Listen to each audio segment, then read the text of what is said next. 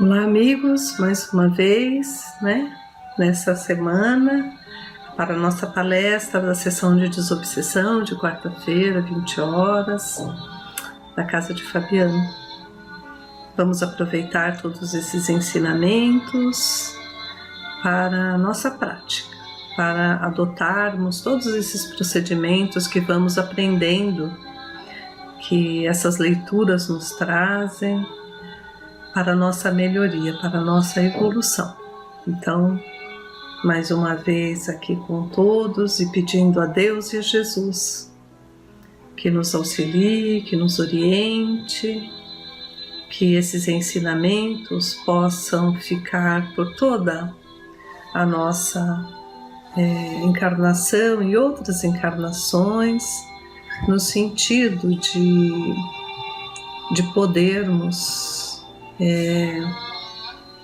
deixar gravado em nosso coração e utilizarmos aqui ou em qualquer lugar que estivermos e que no momento de necessidade lembrarmos desses aprendizados. Jesus já havia falado: onde estivessem 2 ou mais pessoas reunidas em meu nome, eu também ali estarei. É com essa certeza que Ele acompanha esses estudos, porque somos muitos aqueles que estão buscando o Evangelho, buscando essa paz interior, esse amor que emana de Deus. Nós todos queremos alcançar isso. Sabemos que eles estão conosco. E esses espíritos, que nos auxiliam tanto, não temos dúvida de que estamos sendo amparados o tempo todo. Então, agradecidos por tudo que já somos, por tudo que temos e por esses momentos sagrados em nossa vida, que um dia reconheceremos como um banquete de luz que participamos, mesmo quando já encarnados, recebemos esse auxílio, esse tesouro que é esse encontro com o mundo espiritual. Pai nosso que estais nos céus, santificado seja o vosso nome. Venha a nós o vosso reino, seja feita a vossa vontade, assim na terra como no céu. O pão nosso de cada dia nos dai hoje. Perdoai as nossas dívidas, assim como nós perdoamos os nossos devedores. E não nos deixeis, Senhor, cair em novos erros, e livra-nos de todo o mal. Que assim seja, graças a Deus e a Jesus. Vamos então falar aqui, do nosso livro que estamos estudando, Obsessão e Desobsessão, da Sueli Caldas Schubert, Profilaxia Terapêutica Espírita. E nós pegamos, continuando, nós já falamos da obsessão de encarnado para encarnado, depois nós falamos dos desencarnados, para desencarnados, e hoje vamos falar de encarnado para desencarnado. Sim, nós também somos obsessores, e obsediamos, espíritos que estão no mundo espiritual. Olha que complicado, A gente não percebe, mas faz isso. Então vamos lá. À primeira vista, a obsessão do encarnado sobre o desencarnado pode parecer difícil ou mais rara de acontecer. Mas ao contrário, é fato comum, já que as criaturas humanas, em geral por desconhecimento, vinculam-se obstinadamente aos entes amados que as precederam no túmulo. Expressões de amor egoísta e possessivo por parte dos que ainda estão na carne redundam em fixação mental naqueles que desencarnaram, retendo as reminiscências da vida terrestre. Essas emissões mentais constantes de dor, de revolta, de remorso, de desequilíbrio, terminam por imantar o recém-desencarnado aos que ficaram na Terra. não lhes permitindo alcançar o equilíbrio que carece para enfrentar a nova situação. A inconformação e o desespero, pois, advindos da perda de um ente querido, pode se transformar em obsessão, que irá afligi-lo e atormentá-lo. Idêntico processo se verifica quando o sentimento que domina o encarnado é o de ódio, revolta e assim por diante. É bastante comum também que herdeiros insatisfeitos com a partilha dos bens determinados pelo morto se fixem mentalmente neste, com seus pensamentos de inconformação e rancor. Olha que complicado, né, gente? As disputas de herança afetam dolorosamente os que já se desprenderam dos liames carnais, e se estes ainda não conquistaram posição espiritual de equilíbrio. E mesmo neste caso, quando eles já estão em situação de equilíbrio, né, a disputa entre herdeiros em torno dos bens irá confrangê-los e preocupá-los. Se os homens pensassem um pouco mais na vida além da vida transitória, se dedicassem mais atenção às coisas espirituais, se dessem valor mais aos bens eternos que constituem o verdadeiro tesouro, se relembrassem os sublimes ensinamentos do Cristo, certamente haveria menos corações infelizes a transitarem entre os dois planos, hesitando entre a espiritualidade que lhes acena com novas perspectivas e as solicitações inferiores que os atraem e os imantam à retaguarda. Então veja como é difícil, né? Nós podemos, ele fala aqui no amor egoísta, né? Na possessão, no sentimento de posse, quando a gente perde um ente querido, e queremos mantê-los perto de nós. Então a gente fica chorando o tempo todo, questionando por que Deus fez isso conosco. Isso é um jeito de afetá-los, desequilibrando-os, mantendo o quarto, as coisas da pessoa intacta, quando poderíamos doar tantas pessoas que precisam, né? A pessoa que vai para o plano espiritual precisa se desligar do nosso mundo, né?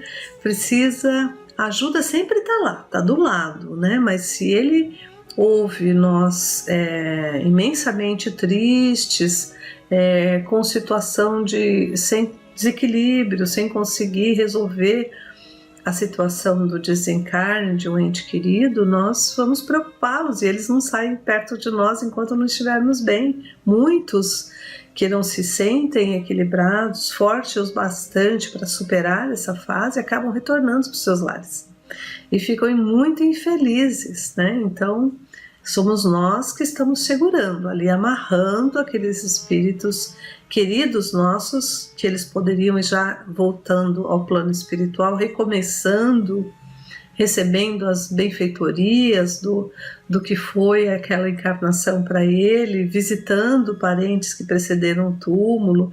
Quer dizer, uma nova vida se descortina para aquele que se foi. E a gente não deixa, né? E aqui fala também das disputas de herança, né?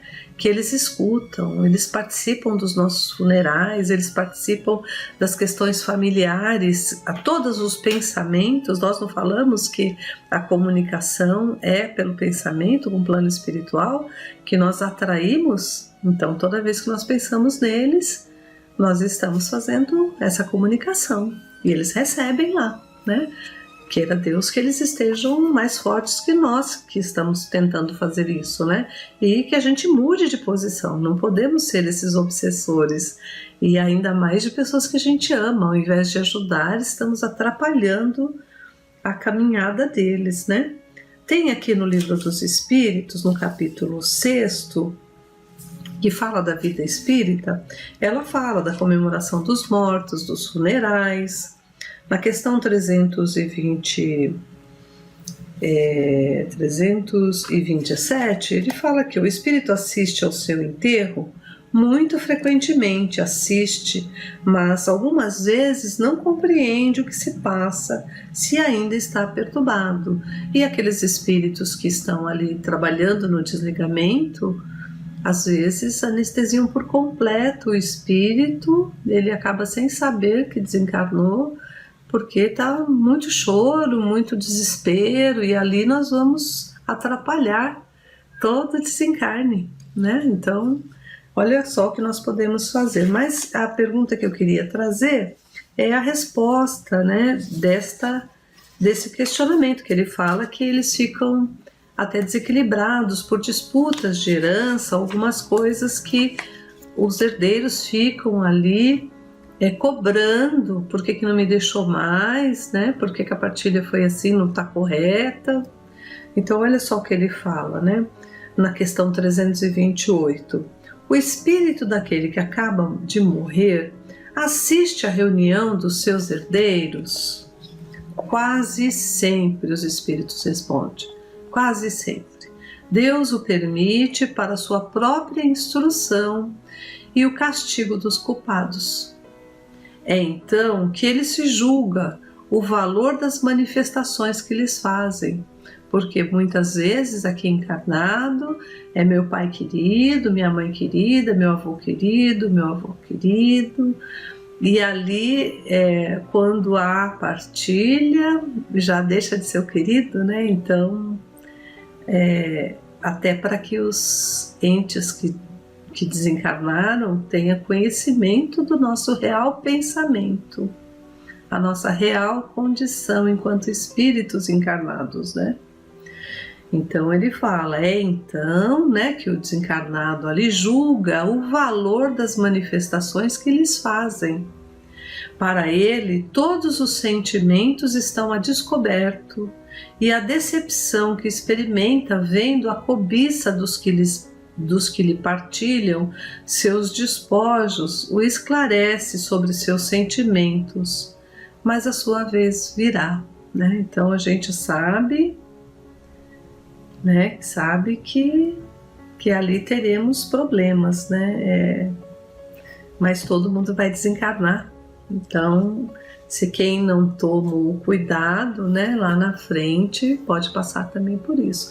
Então, essas são tipos de obsessão, E nós vamos ver aqui do livro o Evangelho segundo o Espiritismo, no capítulo 27, como a gente está falando de pensamento, né, que é o que move o plano espiritual, os espíritos nos ouvem através do pensamento, é assim que a gente fala, né, se comunica. Do capítulo Pedi e Obtereis, o item 9 e o item 10. A prece é uma invocação, né? Então a gente não fala na prece, a gente não está chamando aquele espírito. Por ela nos pomos em relação mental com o ser a que nos dirigimos. Ela pode ter por objeto um pedido, um agradecimento ou um louvor. O que nós estamos nos comunicando com os nossos queridos desencarnados, né? Ela pode ter as preces dirigidas a Deus são ouvidas pelos espíritos encarregados da execução dos seus desígnios. As que são dirigidas aos bons espíritos vão também para Deus. Então todas as preces chegam até Deus.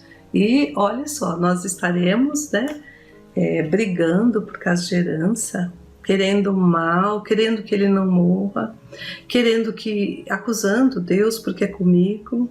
Então todos isso chega até Deus, né? Chega até Deus. Quando oramos para outros seres e não para Deus, aqueles que nos servem apenas de intermediários, de intercessores, levam também as nossas preces até Deus. Mas nada pode ser feito sem a vontade de Deus. Sempre os caminhos de Deus que vão seguir o seu curso. Então, às vezes, o que nós pedimos não é o que vai acontecer, porque não é o melhor para a gente. Só Deus, que conhece tudo, né, é que vai poder ali decidir. Muitas pessoas pedem, conseguem essa intercessão junto a Deus, porque ali ele autoriza, vendo que também pode ser um meio de melhorar a nossa condição, de nós melhorarmos, sairmos daquela situação, né? O Espiritismo nos faz compreender a ação da prece ao explicar a forma de transmissão do pensamento, seja quando o ser a quem oramos atende o nosso apelo, seja quando o nosso pensamento se eleva a ele. Então, tudo que a gente pensa sobre um desencarnado, né? Alguém leva, nossos intercessores, ou se Deus permitir, chega até ele, né? Ou diretamente, aqui como ele fala, atende o nosso apelo, porque nós atraímos ele para ouvir aquilo, né? Então, para se compreender o que ocorre nesse caso, é necessário imaginar todos os seres encarnados e desencarnados mergulhados num fluido universal que preenche o espaço, assim como na Terra estamos envolvidos pela atmosfera. Esse fluido é impulsionado pela vontade, pois é o veículo do pensamento, como o ar é o veículo do som, com a diferença de que as vibrações do ar são circunscritas, enquanto as do fluido universal se ampliam ao infinito, então vão alcançar os nossos queridos desencarnados, todos os nossos pensamentos que são dirigidos a eles. Quando, pois, o pensamento se dirige a algum ser na Terra ou no espaço, de encarnado para desencarnado ou vice-versa, uma corrente fluídica se estabelece de um a outro, transmitindo o pensamento como o ar transmite o som.